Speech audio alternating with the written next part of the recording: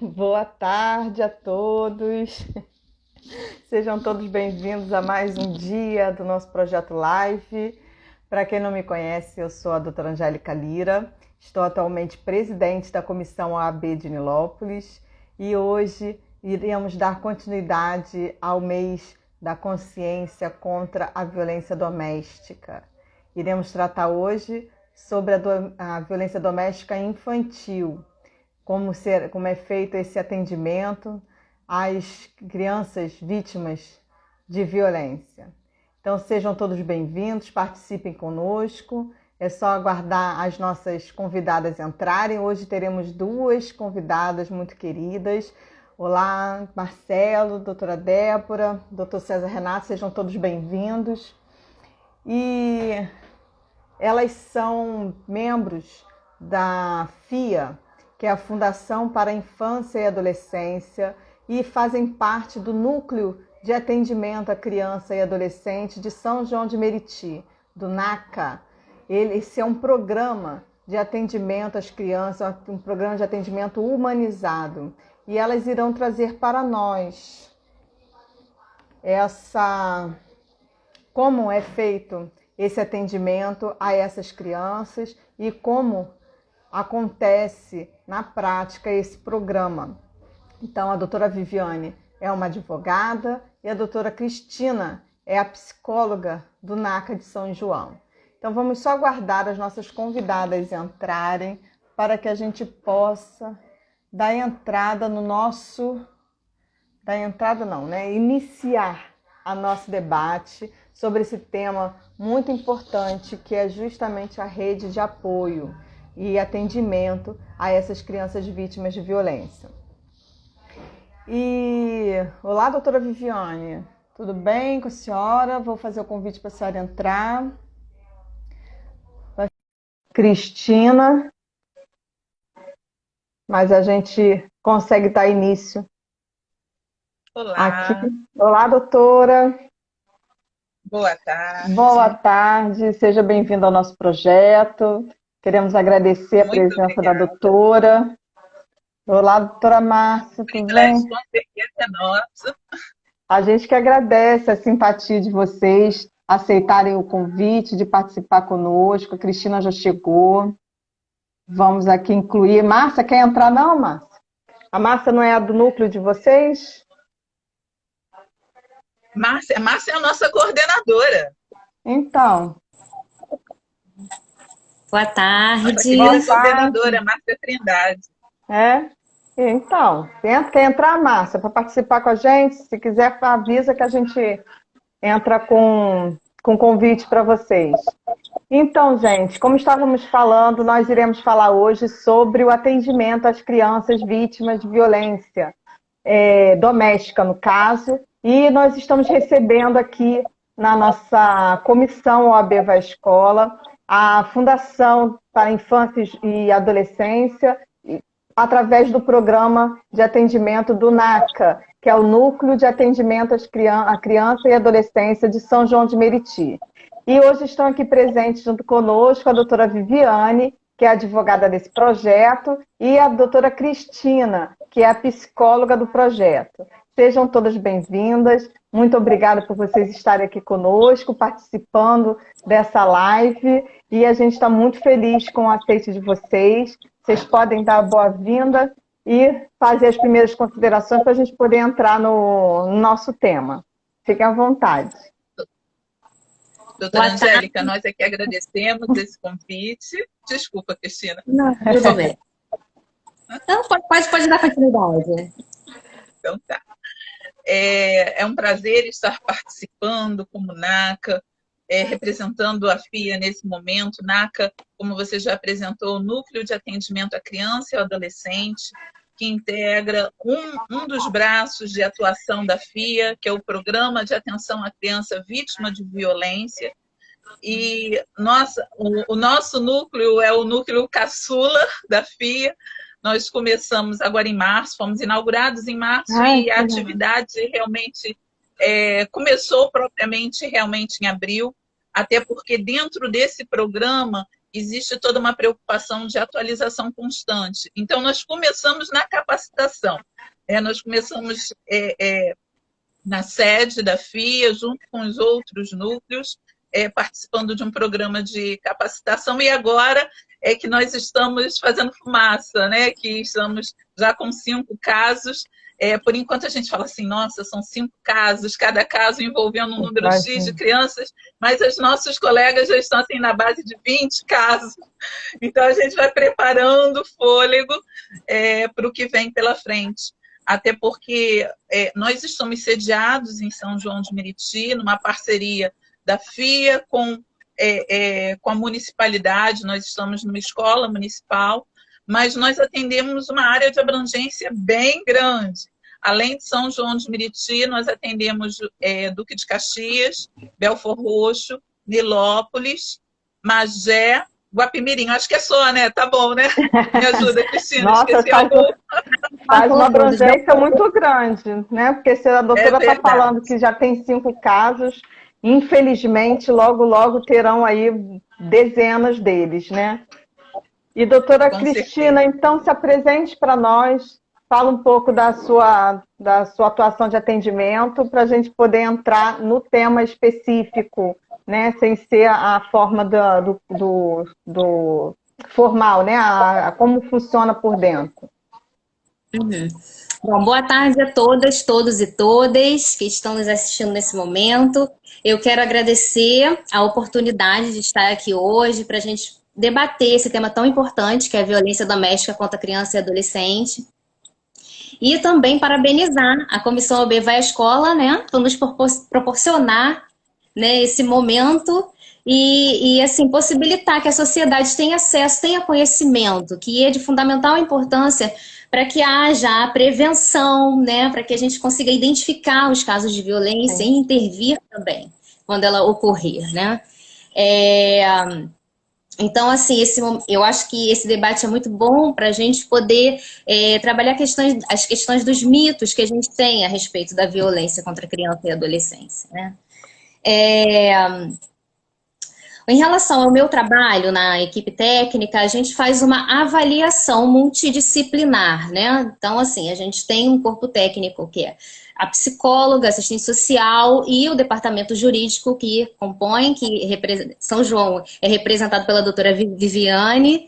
E, assim, a gente, em conjunto, por um período de aproximadamente 6 meses, a gente faz essa avaliação multidisciplinar que é tão importante por causa da escuta especializada, né? Porque essa criança, ela precisa ser amparada, ela é um sujeito de direitos. E com o aspecto dos direitos humanos, então a gente visa não revitimizar essa criança, né?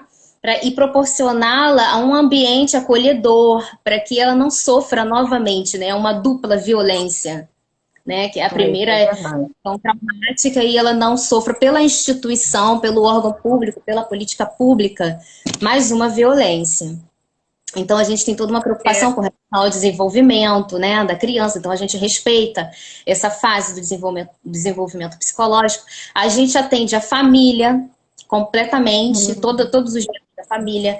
A gente atende todas as pessoas que participam da vida dessa criança, seja na escola, seja em qualquer âmbito que perpassa pela vida dela, né? Então, a gente entra em contato, o contato é feito em rede. Então, basicamente é isso. E até aproveitando esse aspecto do contato em rede, né? Como bem destacou a Cristina, nós temos toda essa preocupação de não revitimizar a criança. E eu acho que o grande ganho desse trabalho é justamente que ele acontece em rede. Se a comunicação chega para a gente, se a demanda chega para a gente, por exemplo, pela delegacia, o primeiro passo, até porque é uma determinação legal do Estatuto da Criança e do Adolescente, nós comunicamos ao Conselho.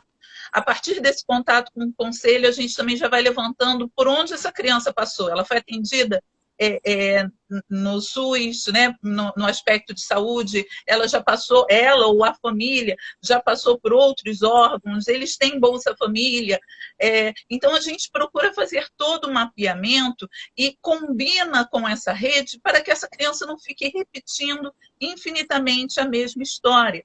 Existem dados e informações que antes, né, porque essa foi uma preocupação recente, 2017 foi ontem, juridicamente falando, né? E a partir de 2017 é que nós tivemos a Lei 13.431, que estabelecia justamente esse sistema de garantias. Sim. E a partir dessa lei é que passou a ter essa preocupação de não fazer com que a criança fique repetindo infinitamente, porque às vezes do ato acontecendo, sendo comunicado na delegacia, até uma decisão final no âmbito jurisdicional, às vezes a criança repetia essa história por 10 vezes. Imagina isso para a criança e para a família também. Então, doutoras, vamos fazer o seguinte, vamos fazer, para a gente entender como que funciona essa questão do atendimento, né? O que efetivamente esse trabalho do NACA produz para a gente. Quando acontece uma questão dessa violência doméstica, vocês atendem quais tipos de violência? Todos eles ou tem alguma violência específica? Como é que funciona isso no atendimento para vocês? Bom, a gente atende todos os tipos de violência, né? Só que especificamente, em grande quantidade, a gente atende a violência sexual. Infelizmente, o que mais chega pra gente é a violência sexual. Mas atendemos todos os tipos de violência, seja ela física, seja ela institucional, seja ela patrimonial e sexual. E psicológica também. Então, essa denúncia, ela parte de onde? As pessoas procuram direcionado para você, ou vai em algum outro órgão? Como é que funciona essa questão da denúncia? Vocês têm órgão de recebimento dessas denúncias ou não? E tem que vir encaminhado de algum outro lugar? A gente não é como o NACA, ele realmente... Pode falar, Vivi. Posso falar? Como o NACA, ele justamente busca ter esse tratamento especializado, a demanda ela vai chegar já de um outro órgão. A família procurou a delegacia, foi feito o registro de ocorrência e a delegacia encaminha justamente para que possa ter todo esse acolhimento, todo esse atendimento à família como um todo, porque isso também é um foco. Numa situação de violência doméstica, todos os seus integrantes são vítimas, até mesmo o agressor. Todos são vítimas da situação de violência. Então, um ponto que é um diferencial do nosso trabalho, nós também vamos ouvir esse agressor. Talvez não na qualidade de agressor, mas na qualidade de participante deste núcleo. Nós precisamos entender o que está acontecendo e oferecer o suporte. E, claro, como nós falamos, já que o nosso trabalho é em rede, nós sempre vamos estar buscando fazer contato com as outras organizações, oferecer um retorno para a entidade que nos procurou primeiro, sempre em parceria, e é sempre importante destacar o trabalho do Conselho Tutelar, né? Que nascido no ECA desde 1990 e até agora ainda tão pouco conhecido pela sociedade. E como é importante ter o Conselho como parceiro, porque é o órgão que tem a tutela de proteção à nossa infância e à nossa adolescência. E os demais órgãos também.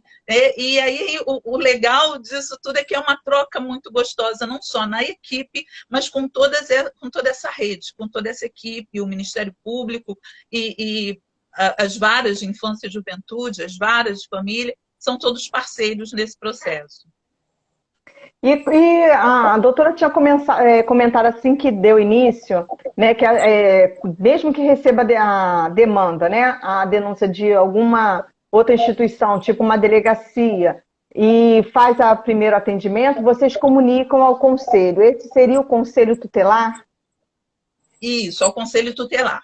É uma determinação legal que toda suspeita, porque é algo importante destacar, nós não vamos atender o caso líquido e certo, nós vamos atender uma suspeita. Né? A delegacia, muitas das vezes, ela vai receber a demanda de uma suspeita. E o Estatuto deixa muito claro que toda suspeita precisa ser comunicada ao Conselho, aconteça no âmbito escolar, aconteça no âmbito hospitalar e que dirá num órgão que faz parte do sistema de garantia.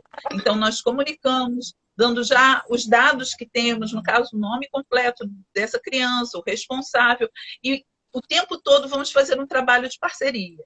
Como disse a doutora Cristina, nossa previsão é de não ultrapassar 6 meses. Ao término desse processo de atendimento, seja menos ou mais não é o ideal, mas dentro desse limite, nós vamos dar o retorno para o órgão que nos procurou e para o conselho.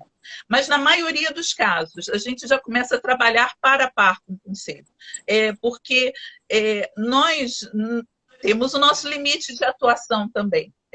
Pode haver adesão ou não da família na participação. Às vezes a família, porque nós temos diversas crenças, cada família tem a sua forma de entender, e às vezes acha que, quem sabe se a gente deixar esse assunto de lado, caia no esquecimento e não tenha nenhum problema. Então, muitas das vezes, alguma família pode não aderir ao programa. Então, nós precisamos pedir socorro ao conselho, porque o conselho pode ter essa intervenção de fazer uma visita, de convocar essa família a participar, que ele tem essa competência para isso. Uma forma até de... Porque a violência contra a criança, ela foge um pouco da discricionalidade da pessoa, né? A mãe, ela não pode simplesmente chegar e dizer que não quero que investigue. Uma vez denunciada, né, a investigação ela tem que ser realizada. Né? E esse atendimento, doutora Cristina, que ele é feito dentro das unidades, né? Como é que ele funciona? Ele chega, ele passa como é que funciona? Por algum setor para poder ser encaminhado? Quem que procura? Vocês que procuram ou a delegacia já leva as pessoas até vocês? E como é que funciona esse atendimento lá dentro, né? Essa escuta especializada que hoje em dia isso é tão importante, inclusive em ações, né? Em casos já judicializados, que tem se falado muito nessa escuta especializada. Ai, gente, desculpa, que eu tô um pouco nervosa, porque é a primeira vez que eu participo. Fica à vontade, doutora. Vamos conversar. Esquece todo mundo, fala só comigo. Pronto.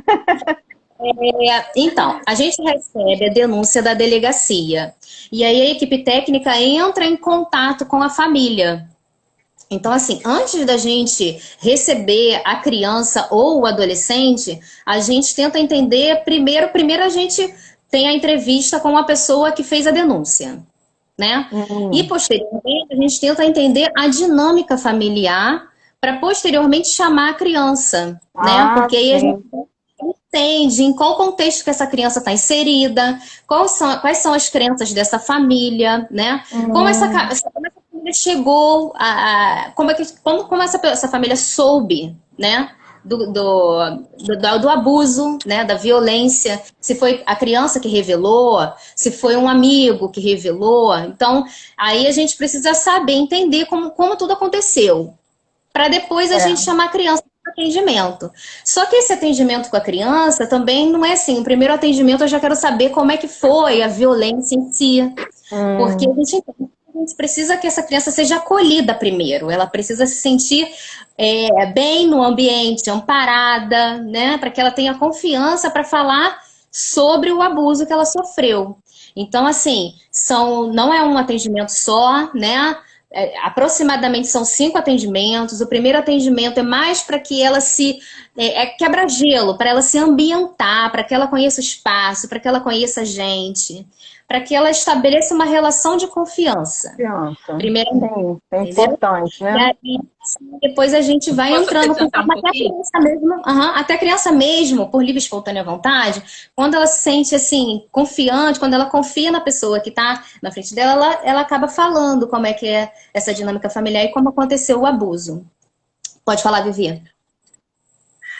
Acrescentando, a nossa equipe ela sempre vai atuar em dupla de serviço social e psicologia, e eu faço suporte da assessoria jurídica, isso em todos os núcleos. Então, nós temos as duplas, né, contínuas da psicóloga e da assistente social no nosso núcleo. A Cristina, a dupla dela é a Aline, e nós temos também outra assistente social, que é a Francine, e a Cleonice é a nossa outra psicóloga.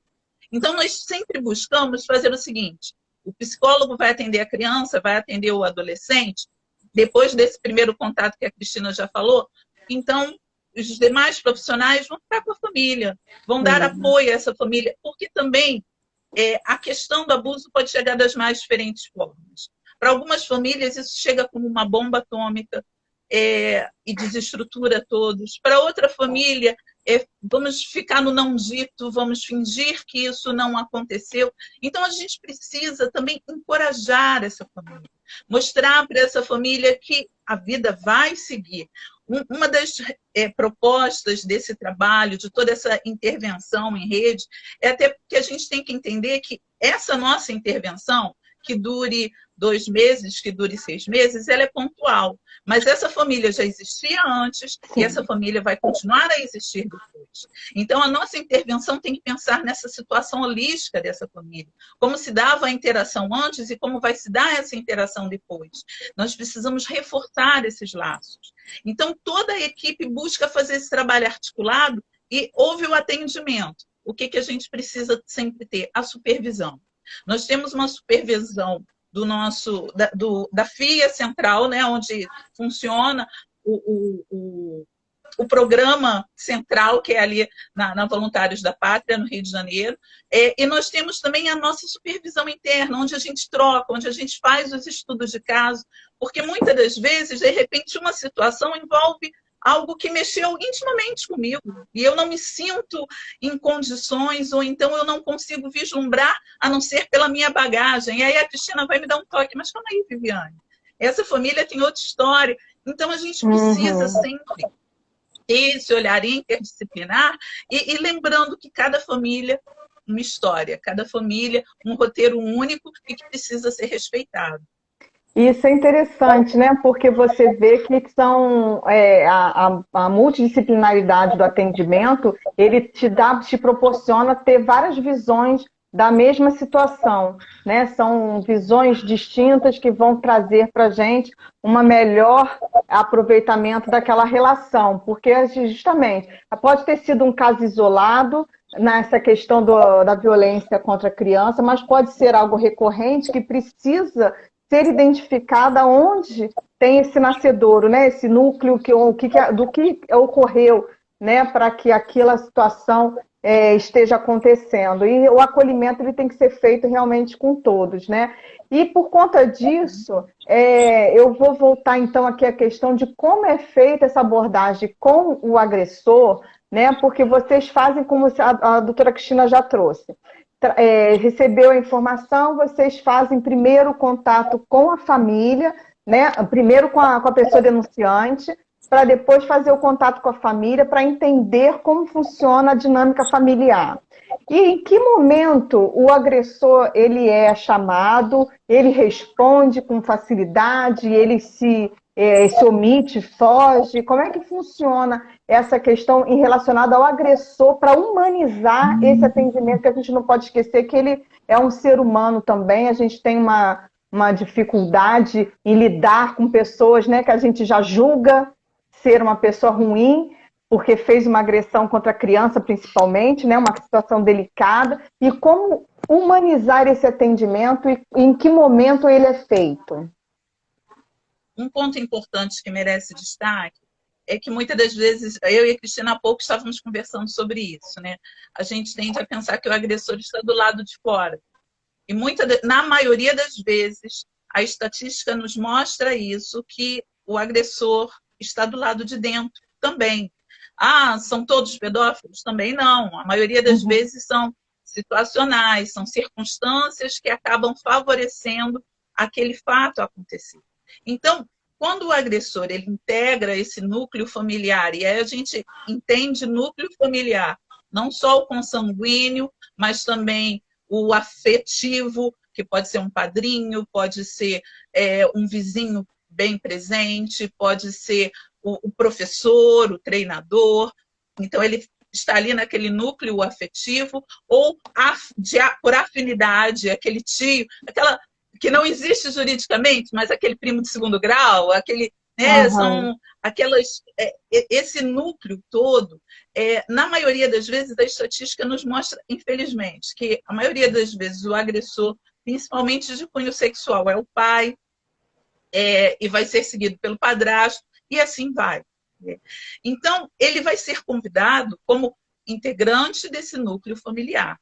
E um ponto que é muito importante, Uma das nossas supervisoras, a doutora Adriane Sabrosa, ela também trabalha dentro da rede carcerária. E uma das demandas que ela sempre traz para a gente, o agressor, na maioria das vezes, nunca teve a chance de ser ouvido. E até porque nós não estamos numa esfera judicial, né? Nós estamos numa esfera de investigação pedagógica, no sentido de reforçar aquela família, de procurar saídas para aquela família.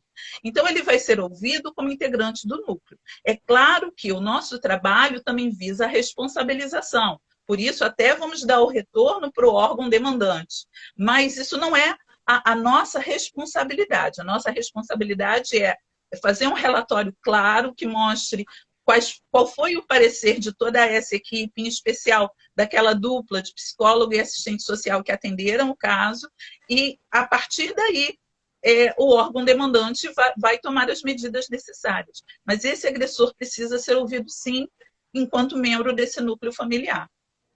Então, Mais doutora alguma coisa, Cristina, Cristina?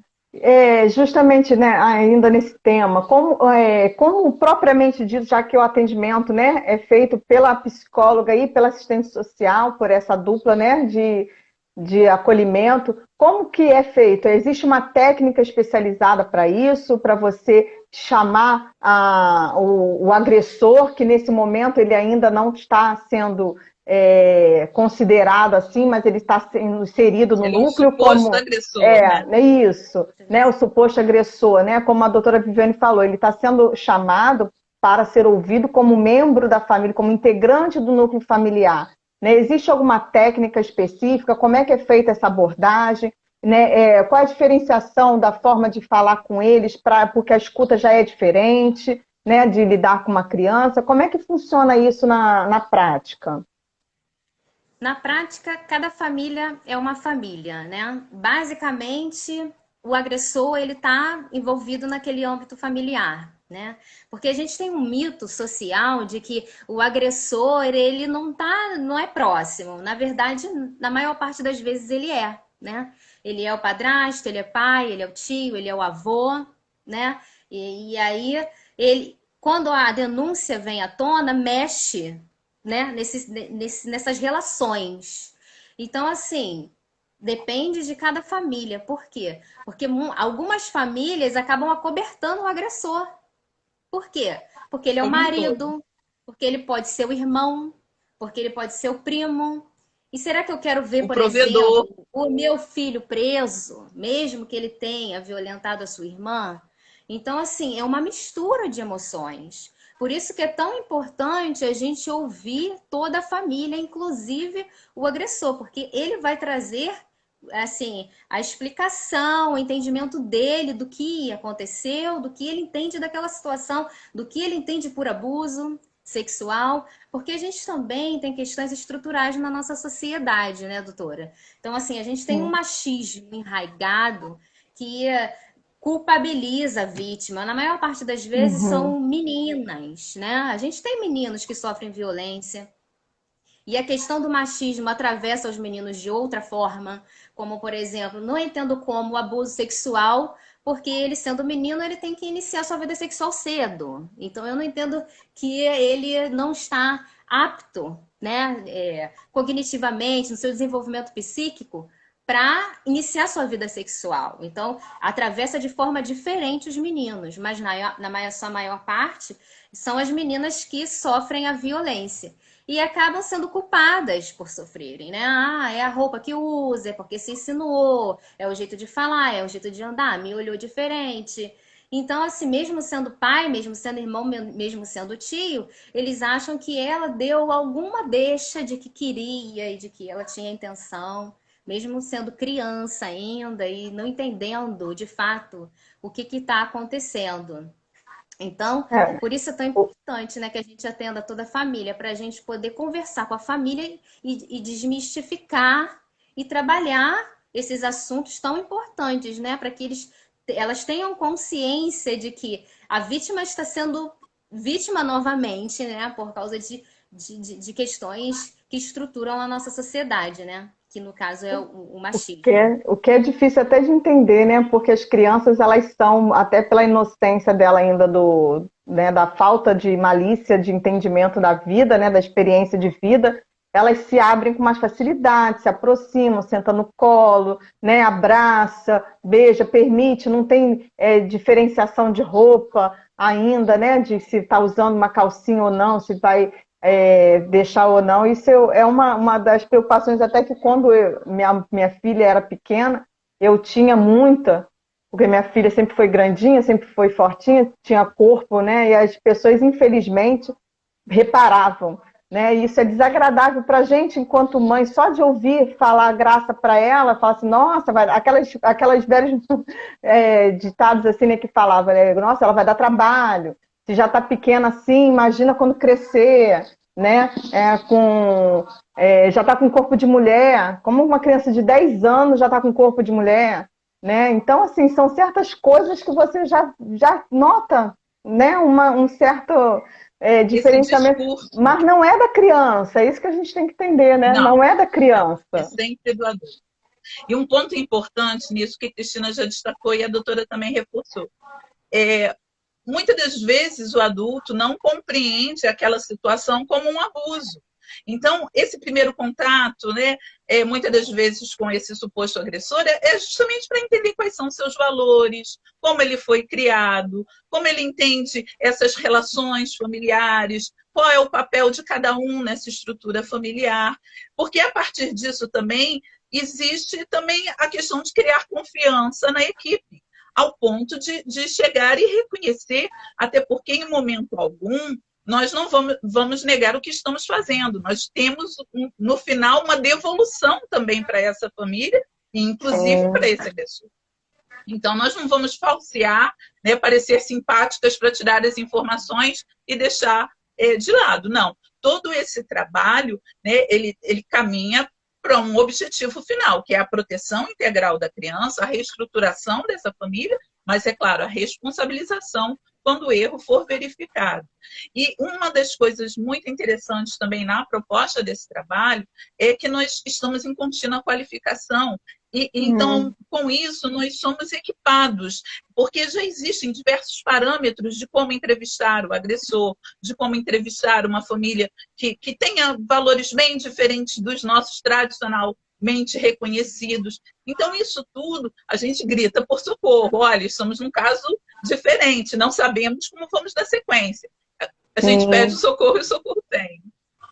Isso é importante, né? Nós temos aqui alguns comentários já na nossa live e uma pergunta que fala justamente sobre essa questão da família, né? Que vocês já haviam comentado, se os integrantes da família, quando identificam, né, a violência ou o abuso sexual, né, que é o que, como vocês disseram, que é o que mais, infelizmente, chega para vocês, né, se a família acaba aceitando e deixa para lá porque é algum membro da família, ou ele já sabia da ocorrência e finge que não vê, né? Como é que funciona isso? A maioria das vezes é assim que acontece? Infelizmente, a gente tem um índice altíssimo de subnotificação justamente por causa disso, né? Porque a família, quando descobre, ela tenta resolver dentro de casa. Não procura um órgão público para tentar ajudar, tentar solucionar, entender o que está acontecendo. Então, ela tenta resolver em casa justamente para acobertar, né? Porque ela não quer mexer nessa dinâmica familiar, romper laços. Isso tudo vem em questão, né? Então, assim, na maior parte das vezes, a família acaba acobertando o agressor, infelizmente, né? E como é que ficaria nesse caso, depois que há a denúncia, para a proteção da criança? É feita alguma medida protetiva para ela? Esse agressor é retirado do lar, ele é preso preventivamente? Já que vocês vão fazer a escuta, vocês chamam como membro da família. Como é que fica essa situação? Ele sabendo que ele está sendo denunciado, né? Cada situação... Porque é estranho, né, pra gente ver. Situação. Desculpa, lhe cortei. Nada, porque, por exemplo, no nosso caso, a maioria dos casos que chegaram para São João de Meriti estão vindo da delegacia.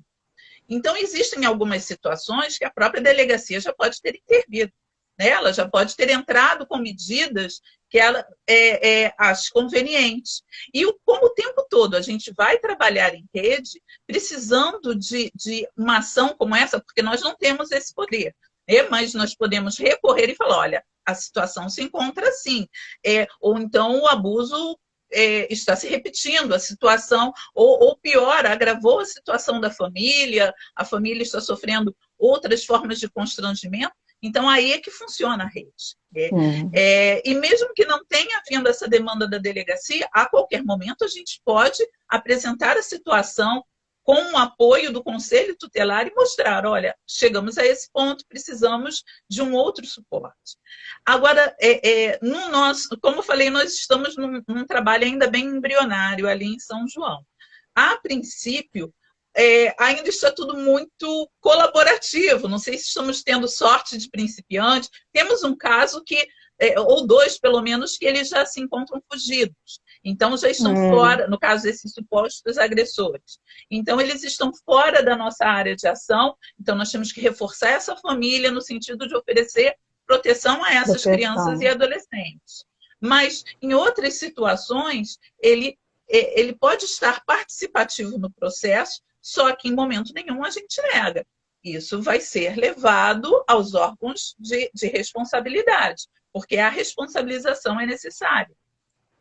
Às vezes, também, esse suposto agressor pode ser um adolescente, né? Então, ele é suposto agressor e também vítima, às vezes, de uma outra estrutura ou da construção daquela família. Então, tudo isso precisa ser trabalhado também. Cada caso é um caso, como sempre. Isso é verdade. Até surgiu aqui mais uma para a gente, falando justamente sobre essa questão das denúncias, né? A gente já havia questionado, mas só para a gente reforçar, a pergunta é, as denúncias, em sua maioria, vêm de familiares ou de pessoas de fora? Vocês conseguem ter essa informação? Porque como vocês chamam os denunciantes, como é que são pessoas externas que presenciam? É alguém né, que não seja do núcleo fechado familiar, mãe, pai, irmão, né, mas um tio que denuncia, um primo de fora, ou é alguém de dentro da mesma família? A mãe descobriu que o padrasto ou o pai está abusando e vai até a delegacia denunciar. Como é que geralmente, né, que tem apresentado para vocês? Os casos que a gente tem atendido lá... Pode falar, Vivi. Não, por favor, por favor. Os casos que a gente tem atendido lá, a maior parte deles, a mãe. A mãe é denunciante, né? Mas a gente também cabe aqui colocar a importância da sociedade também nesse processo, né? E aí a sociedade como um todo, e a escola, o vizinho, porque às vezes o vizinho, ele consegue entender o que está acontecendo e a própria família não vê. Por quê? Porque de repente a mãe trabalha o dia todo e o padrasto está desempregado, está com a criança o dia todo dentro de casa. E aí e a criança é coagida pelo padrasto, ela não fala. Até com medo mesmo de não acreditarem, né? De não ser acreditada, de não ter credibilidade na sua fala, até porque normalmente o agressor ele diz que ninguém vai acreditar. Normalmente o que a gente ouve muito é isso. É o agressor falar para a criança, olha, não adianta você denunciar porque ninguém vai acreditar em você. E a criança tem medo, né? Alguns ameaçam. Então, assim, aí o papel do vizinho, por exemplo, que de repente está achando estranho, né? E aí ele também pode fazer essa denúncia. E aí ele tem muitos procura questionamentos, quem? mas eu não sei o nome. Sim, pode. E ele procura quem, então, doutora Cristina? Então, a gente tem canais de denúncia, que é o Disque 100, né? A gente tem o Disque Denúncia, que é o 22531177, e a gente tem também o Conselho Tutelar. Seria bom que entrasse em contato com o Conselho Tutelar. Por quê? Porque esses órgãos, Disque Denúncia, Disque 100, o que eles vão fazer? Eles vão entrar em contato com o Conselho Tutelar. Então, assim, em virtude da gravidade do tema, né? Do fenômeno, se a gente puder encurtar esse caminho e assim, o denunciante ele entrar em contato com o Conselho Tutelar, seria ótimo, né? Porque a gente cortaria esse caminho para a questão da denúncia. E Ministério Público também. É um canal Era um ponto que eu ia destacar. delegacias. Porque o Ministério Público ele tem a ouvidoria, né? E a Uhum. pessoa ela pode optar em se manter anônima. Tem que oferecer, claro, todos os dados da comunicação que ela vai estar fazendo, mas ela pode encaminhar para a ouvidoria do Ministério Público. Existem ouvidorias de defensoria pública também que atuam especificamente nessa situação. E o Conselho Tutelar, em função até dessa proximidade, porque às vezes fica muito etéreo, né? O que é o Conselho Tutelar?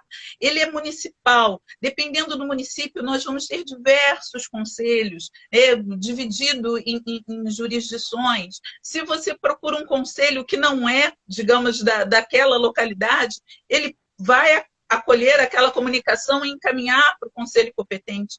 Então, é importante, e a nossa Constituição de 88 já dizia isso.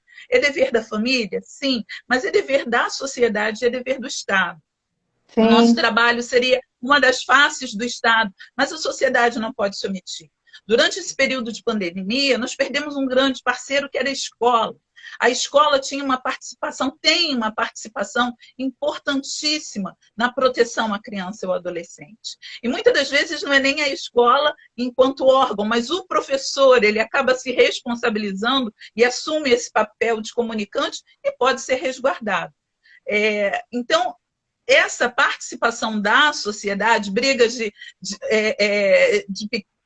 pequeno que se torce o pepino, mas até onde está indo esse torcer o pepino, a sociedade precisa participar. Como disse a Cristina, o vizinho, muitas das vezes, ele está ouvindo, não vou me meter nessa história, não, mas eu não se meter nessa história pode redundar numa situação de óbito, que não são poucos os casos. Infelizmente, eu já atuo nessa... Infelizmente, não, mas eu já atuo nessa área há mais de 20 anos. E, infelizmente, muitas crianças nós perdemos em função de negligência, às vezes, de vizinhos, de familiares. Nós tivemos um caso recente na mídia, onde a negligência de um número grande de pessoas resultou em caso morte. E esse dado também é importante para quebrar os mitos. Isso é privilégio das camadas populares. Não. A violência doméstica ela é democraticamente distribuída. Nós vamos encontrar em todos os segmentos sociais, em todas as manifestações religiosas, em todos os grupos étnicos. Não existe grupos privilegiados para que possa acontecer a violência doméstica em cada um dos seus tipos, seja física, psicológica, negligência ou a violência sexual. Ela sempre está muito bem distribuída.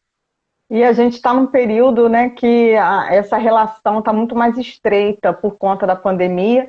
Então, as crianças, como você mesmo mencionou, né, doutora, elas estão em casa em muitos momentos. Hoje, inclusive, é o dia que foi escolhido para a vacinação dos professores, né?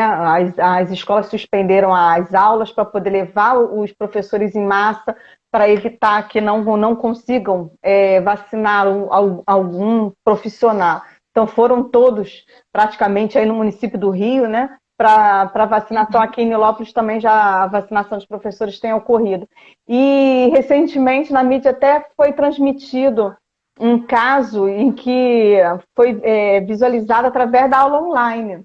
Uma agressão de eu não lembro se era padrasto, se era pai, que estava agredindo a criança que estava assistindo aula, reclamando e batia, e o professor na aula, que é gravada, divulgou, né, levou para a denúncia no Conselho Tutelar. E isso é uma coisa importante, né? E nesse caso que a doutora comentou, que é o recente, que a gente pode comentar porque é o caso público, que é o caso do menino Henri, né? Uma das coisas, né, que eu verifiquei, né, que o hospital identificou as lesões, mas o hospital ele praticamente não comunicou aos órgãos competentes. Eles foram para o pai e mencionaram: se eu fosse o senhor, eu fazia o registro de ocorrência, né? Quando que eles têm obrigação por lei de fazerem a denúncia, porque eles identificaram lesões que identificavam traumatismo por maus tratos, por espancamento, seja lá o que for, né? E isso é uma das obrigações legais. Talvez se tivessem agido antes, não teríamos perdido essa criança, como N outras crianças, né?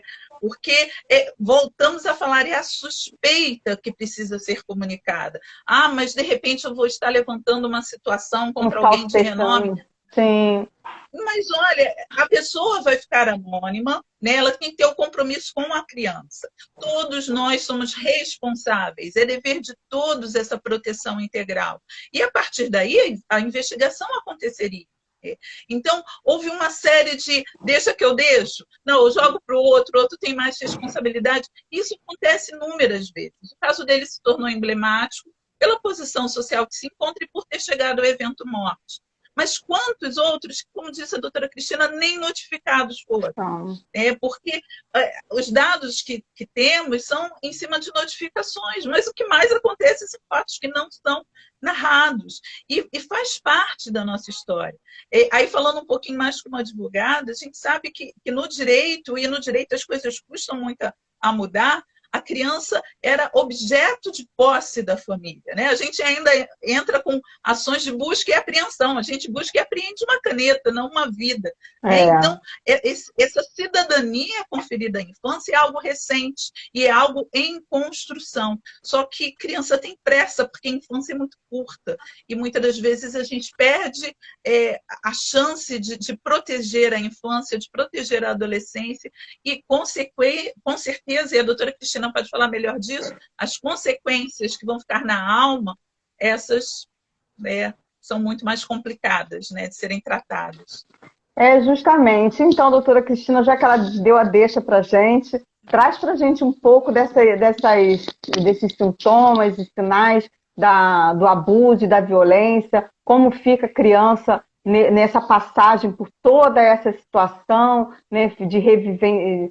Já estava vivenciando a violência doméstica, ainda continua revivendo ao longo desse período das investigações. Como é que fica a criança nesse mundo? Eu gostaria de começar até pela questão da educação, né? Que a gente poderia trabalhar com a linha da prevenção, que seria, dentro do âmbito familiar, os pais explicarem às crianças, né, onde se pode tocar. E assim, informar para a criança que se ela não está se sentindo bem, se ela está incomodada com determinada situação, que ela pode se afastar e que ela pode pedir socorro a um adulto, que ela pode ter abertura para falar com os pais, né? E essa conversa, ela quase não existe dentro de casa. A gente tem muito do senso comum de, não aceita nada do estranho, não fala com estranho. Mas a gente acaba obrigando a criança, o tio quer beijar. Deixa ele beijar, né? E a gente quase obriga a criança, né? Ela vai, deixa ele te abraçar, né? Então, e assim, a gente precisa respeitar esse espaço da criança, né? A criança é um sujeito com vontade. Então, a gente não sai beijando todo mundo, né? Então, a gente entende isso como adulto. A criança não. Se o pai e a mãe mandam, ela vai e faz. Ela acha que ela não pode negar. Né? Será que eu estou sendo mal educada se eu negar esse beijo, esse abraço? Então, isso seria preventivo, né? E deveria começar por isso. Bom, a partir disso, com relação à violência, eu acho que é a atenção em relação à criança, porque normalmente a criança que é vítima de violência, ela demonstra alteração no comportamento, né? Não são todas as crianças que desenvolvem essas características e estão sofrendo a violência sexual ou qualquer tipo de violência, não é isso. Mas, na sua maioria, quando uma criança ou um adolescente ele sofre violência, ele tende a ficar mais depressivo, mais introspectivo, né? De repente, se afasta de determinado gênero, né? Vê um homem, por exemplo, não quer contato, se afasta. Ou até determinada pessoa mesmo, a criança não quer ficar perto daquela pessoa. Então, são características que a criança vai demonstrando que é importante a gente ter essa atenção, né? Voltou da escola, eu quero saber, meu filho, como é que foi na escola, tô sentindo que ele tá triste, que ele não quer voltar. Então, esse diálogo entre o responsável e a criança é muito importante na detecção da violência que essa criança esteja sofrendo. Que muitas vezes os pais não conversam com a criança, não sabem como é que foi o dia da criança. A criança, ela fica reclusa, ele fica tentando adivinhar. Ah, ele é assim mesmo, ele é tímido mesmo, ela é tímida mesmo. É da E, personalidade dela, né? Então e a às gente fica vezes tem tentando mais coisas traduzir. por fora, né? E assim, o diálogo é tudo, né? E assim, claro que a violência sexual, e eu digo a sexual porque é o que a gente tem mais atendido lá no NACA, ela pode causar transtornos futuros, né? Transtornos psicológicos. E aí vai depender de vários fatores. Vai depender do tempo que essa pessoa sofreu o abuso, em que idade essa criança sofreu o abuso, né? Quanto mais nova, maior o trauma. Por quê? Maior a vulnerabilidade. E esse menor a noção e o entendimento do que está acontecendo. Então, os traumas acabam sendo maiores, né? Então, Isso é verdade. são muitos fatores que precisam ser avaliados. Basicamente, E E um é ponto importante, desculpe, não, eu falo muito, né? que nada, tá ótimo. É que a gente tem um comentário aqui dentro da caixinha de perguntas e respostas, né, que trouxeram para a gente assim, Cleomar trouxe, como a doutora está falando, a importância de denunciar a suspeita de qualquer tipo de violência, né? E a doutora Viviane já trouxe para a gente aqui que a própria Constituição Federal, que é conhecida como uma Constituição Cidadã, ela traz, está lá no artigo 227, né? É dever da família, da sociedade, que somos todos nós, né? Do Estado, assegurar a criança, adolescente e ao jovem com absoluta prioridade. Né? Essas coisas é que as pessoas têm que entender. É uma proteção de forma integral e prioritária, né? Dando a ela todos os direitos sociais devidos, direito à vida, saúde, alimentação, educação, lazer, profissionalização, cultura, dignidade, respeito, né? Além de colocá-los a salvo de qualquer forma de negligência, discriminação, exploração, violência, crueldade e opressão. Então, nós temos sim obrigação de denunciar. Se a gente viu alguma coisa que foge, né, de uma razoabilidade, é claro que a gente, às vezes, a mãe está estressada, o pai está estressado, alguém, né, falou um pouco mais ríspido, a criança chorou, isso não vai caracterizar uma violência. Ou deu aquela famosa sacudidinha que a criança está fazendo birra na rua, né? Isso tem que ter todo um contexto. Agora, se aquilo é uma repetição, você está sacudindo a criança, está fazendo uma coisa, né, violenta, tá todo dia você grita de uma determinada forma, bate com frequência aos pontos de machucar, você aperta que a criança está sempre roxa, né? Então tem que ter realmente, né, essa denúncia para que aquilo seja verificado se está dentro do contexto, né? E vão ter esses órgãos de apoio, como vocês mesmos estão falando, né? Vão verificar todo o sistema familiar, né? E essa questão da prevenção, doutora Cristina, que a doutora trouxe para a gente, é o nosso objetivo aqui enquanto comissão, né? Nós somos da comissão OAB Vai Escola, nós tentamos e nós queremos ampliar essa rede de informações para levar para as escolas e para a sociedade, né? Nós já fizemos aqui na nossa sociedade, aqui em Nilópolis, várias palestras nesse sentido, porque a ideia é justamente formar o cidadão e informar a eles. E a gente entende, né, que se a gente levar essas informações, eles vão poder identificar a diferença. Sabe por quê? Nós fizemos assim algumas escolas aqui em 2019, assim que a gente começou, várias palestras sobre bullying. E uma das práticas, né, de bullying é a própria violência sexual sistematizada.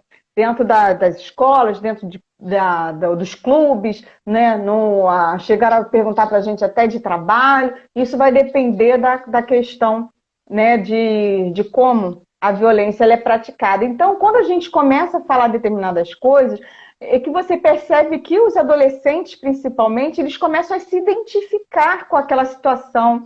E nós conseguimos saber que uma criança estava sofrendo abuso sexual, né? Dentro de casa. Aí a gente chamou as diretoras, as coordenadoras, orientadores, para poder fazer o acolhimento daquela criança. Falei, gente, vocês têm que acolher, vocês têm que chegar, porque se você não fizer, avisa que para a gente fazer, para a gente levar para o órgão responsável.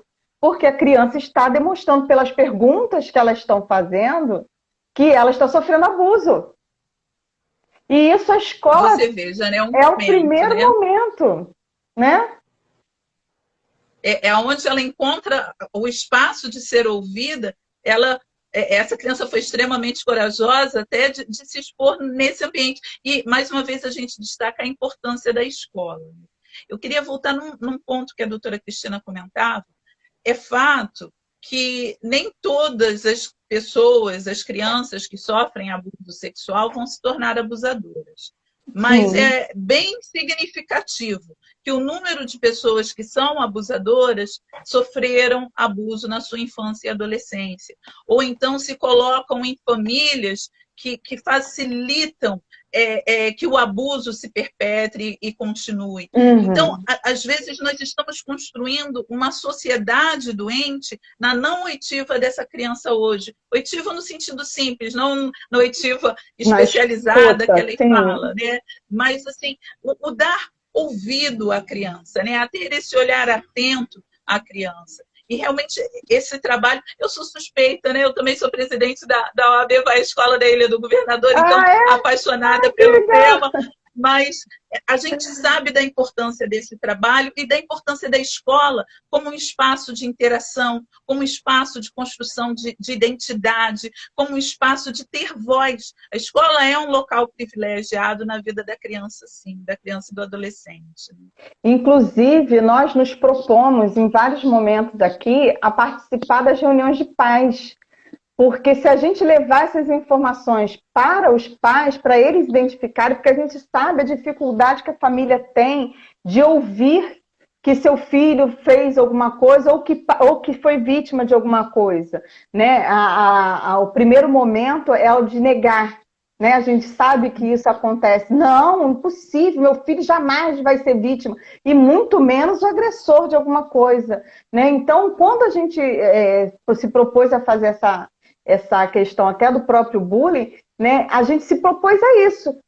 A gente leva essas informações, explica para o pai o que é, para o pai e para a mãe, né, o que é esse ato de violência, para eles poderem identificar que não é engraçado, que o filho chegou em casa contando que ele quebrou a caneta do colega, não foi legal, que ele chegou em casa dizendo que arrastaram a cara dele no chão, que empurraram ele na parede, que ele não tem que reagir com violência, mas sim ir na escola, chamar para poder saber o que está acontecendo, acolher todo mundo dentro daquela situação, né? E essa questão do acolhimento é que eu acho também uma grande importância, né, de toda a rede, né? Se acolher a família, se acolher a criança, se acolher o agressor, porque, como você falou, pode ser um adolescente também, né? E a gente precisa saber o contexto que ele está inserido, né? Isso é muito E importante. esse nosso tempo presente também, nós estamos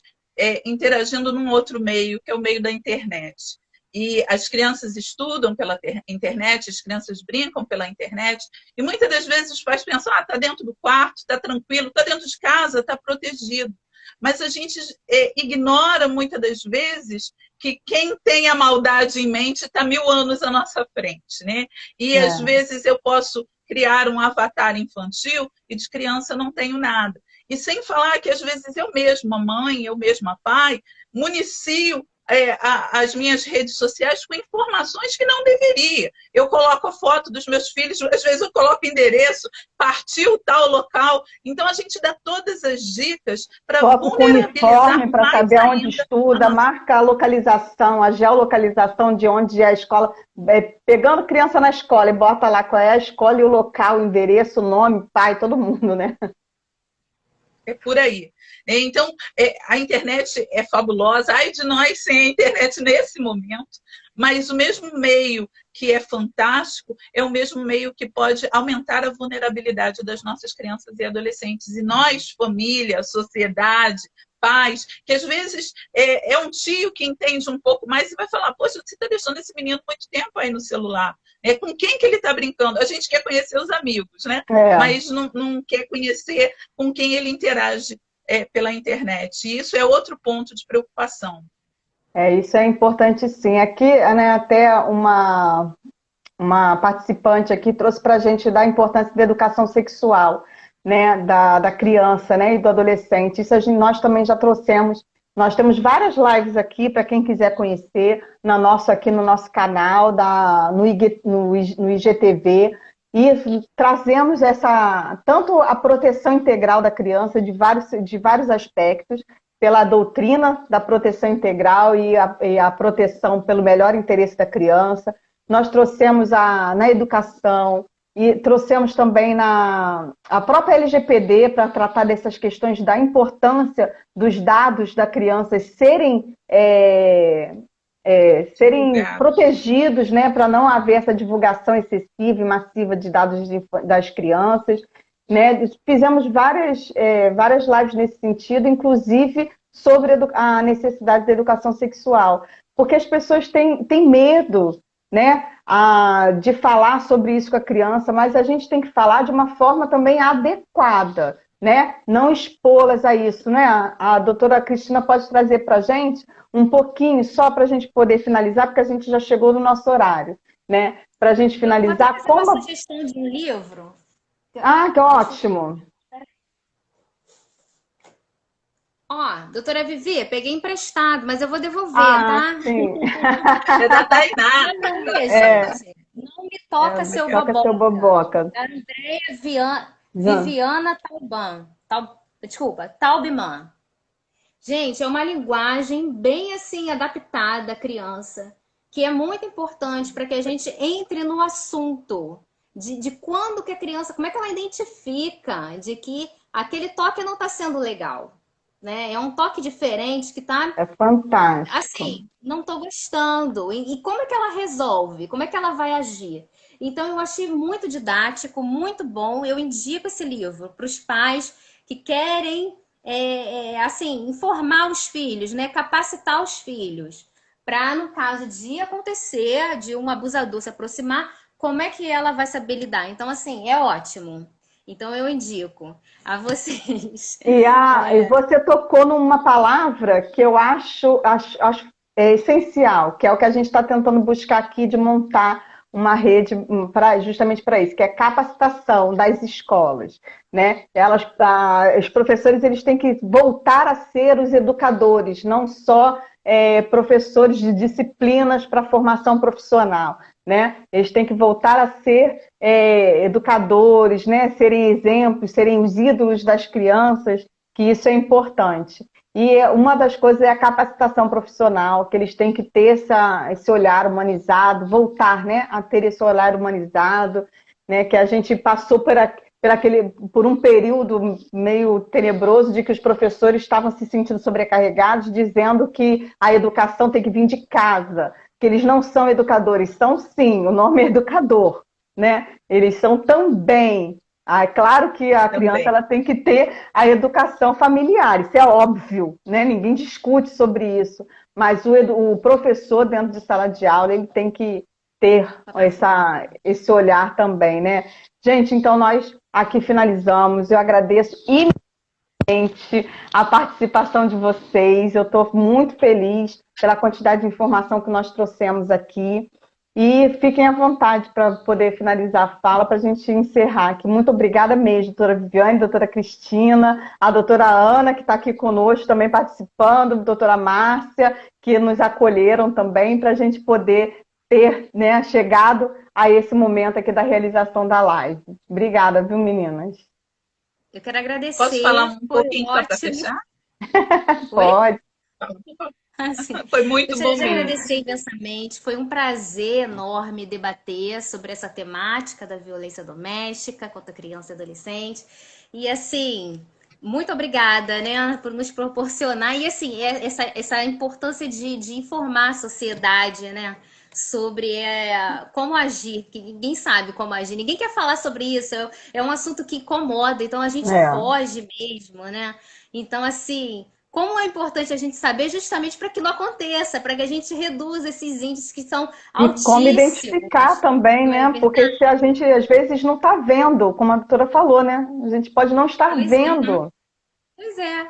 Então, assim, muito obrigada. Eu também queria destacar que o trabalho da FIA vai além do nosso programa, né? Nós integramos esse programa de atenção à criança e adolescente vítimas de violência, mas a FIA também tem um programa de trabalho protegido na adolescência, tem um outro programa de atenção à criança e ao adolescente vítimas, com deficiência, tem o programa Ação História Viva, porque a FIA, eu posso dizer que a bisavó da FIA foi o Sam. Então tem história, tem muita história na FIA, uma fonte de pesquisa fabulosa. E nós temos o SOS Crianças Desaparecidas, que a gente às vezes reclama tanto do que nós não temos e não usufruímos daquilo que temos, né? Então vamos buscar os locais que nos oferecem, que nos dão retorno. Mais uma vez, obrigada pela oportunidade. A gente traz o abraço de todo NACA São João, de toda a família NACA, e eu quero pedir licença para também trazer o abraço da OAB Ilha do Governador, que eu também represento. Ah, que bom, fico muito feliz. E nós teremos aqui a FIA de volta conosco na última quarta-feira do mês com o SOS Crianças Desaparecidas. Nós traremos aqui o Luiz para participar conosco, junto com... para a gente tratar desse tema também, né? Então, nós teremos a participação da FIA novamente. Muito obrigada pela essa disponibilidade de vocês, por poderem estar aqui. Eu fico muito feliz mesmo, e contem comigo quando precisarem de alguma coisa para participar dessas divulgações, dessas prevenções. Estamos aí, tá bom? Podem contar com a Bedini Lopes, a comissão, e comigo em particular também. Estou à disposição. Muito obrigada mais uma vez, gente. Boa tarde e até semana que vem. Como é que desliga?